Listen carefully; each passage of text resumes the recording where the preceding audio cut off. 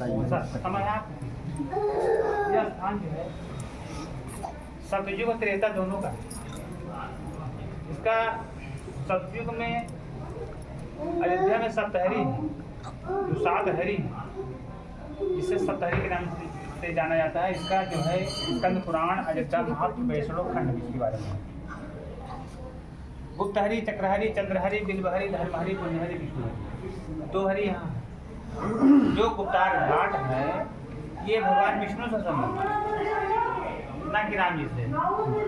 राम जी का गुप्त नहीं लिखा है, गुप्त संबंध भगवान विष्णु जो है यहाँ गुप्त रूप से प्रतिष्ठा की, इसीलिए गुप्तार घाट गुप्तहरी मंदिर के नाम से है।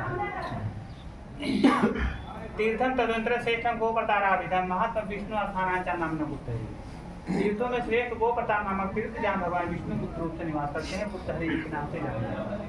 जैसे लक्ष्मण जी बगल में ही लक्ष्मण जी चले गए हैं, वैसे भगवान राम भी जा सकते थे क्योंकि राम जी से पहले भगवान विष्णु यहाँ निवास कर रहे हैं, इसीलिए राम जी आए। लिखा है कि जब देवासुर संग्राम हुआ था, देवताओं राक्षसों में युद्ध हुआ, उस युद्ध में सभी देवता हार गए, उनका स्वर्गात साथ राक्षस ले गए। जब देवता इधर उधर भागने लगे तो भगवान शंकर ही सभी देवताओं को रोका, उनका अगुआ बनकर उन सभी को लेकर भगवान विष्णु जी के पास गए। जब वहां पर गए तो उस समय भगवान विष्णु योग निद्रा में थे।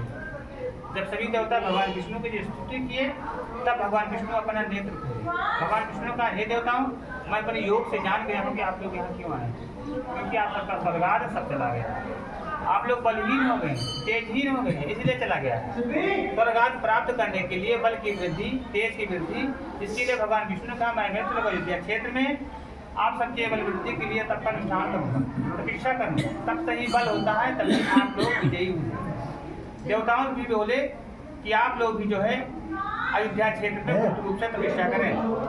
ऐसा उपाय बताकर भगवान विष्णु जब वैकुंठ धाम से अंदर ध्यान हुए, यहाँ पर भगवान विष्णु चतुर्भुज तब करने से पूर्व भगवान विष्णु के हाथ से सुदर्शन चक्र है जो कार्य में भगवान विष्णु जी का चक्रहरी नाम। नीचे चढ़ पाते यहाँ पर भगवान विष्णु गुप्त रूप में तब करने लगे। तब करते हुए बहुत दिन बीता, इनके प्रभाव से सभी देवताओं का अपार बल अपार तेज हुआ। पुनः सभी देवता युद्ध किए, उस युद्ध में सभी देवता विजयी हुए, अपना स्वर्गाद सबको प्राप्त हुआ। स्वर्गाद प्राप्त करने के बाद सभी देवता आपस में विचार किए, चलो भगवान का धन्यवाद दें क्योंकि उनके बताए हुए हमें स्वर्गाद की प्राप्ति हुई है। सभी देवता अपने गुरु बृहस्पति जी की अगुवाई में स्वर्ग से यहाँ पर आए तो भगवान विष्णु तब करें, उनकी स्तुति किए तब भगवान विष्णु प्रकट हुए। सभी देवताओं ने भगवान से बताया कि हे प्रभु, आपने जो उपाय बताए थे उसके आधार पर हम सभी देवों को स्वर्गाद प्राप्त हो गया है। यह बात भगवान विष्णु सुने तो बहुत प्रसन्न हुए। भगवान विष्णु ने कहा, हे देवताओं, अब क्या इच्छा है, जो इच्छा मांगो। तो सभी देवताओं ने कहा कि प्रभु, हम सबकी इच्छा है कि हम सबके रक्षा और बल वृद्धि के लिए, दैत्यों के पुत्रों की शांति के लिए आप यहाँ पर गुप्त रूप से निवास करें, ताकि हम सबको बल की वृद्धि होता रहे, राक्षसों का संहार करते रहे। ऐसा जब बार मांगे तो भगवान विष्णु कहा कि तथास्तु। भगवान विष्णु देवताओं को बोले, हे देवताओं, जिस जगह मेरा सुदर्शन चक्र गिर गया था वह संसार में चक्रहरि जी के नाम से प्रसिद्ध होगा। जो मैं यहाँ गुप्त रूप में तप किया है वह गुप्तहरि जी के नाम से प्रसिद्ध होगा। कोई भी जीव, कोई भी प्राणी गुप्तहरि चक्रहरि जी का जो भी पूजा पाठ करेगा उनको मनवांछित मिलेगा। ऐसा कहकर भगवान विष्णु यहाँ पर गुप्त रूप से निवास करने लगे, इसलिए राम जी तय दूरी आए।